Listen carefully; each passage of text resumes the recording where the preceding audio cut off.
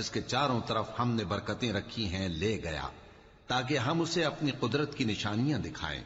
بے شک وہ سننے والا ہے، دیکھنے والا ہے۔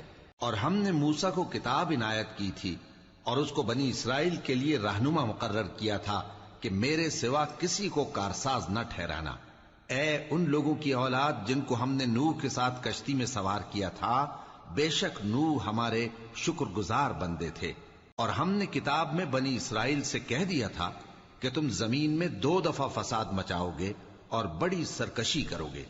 پس جب پہلے وعدے کا وقت آیا تو ہم نے اپنے سخت لڑائی لڑنے والے بندے تم پر مسلط کر دیے، اور وہ شہروں کے اندر پھیل گئے، اور وہ وعدہ پورا ہو کر رہا۔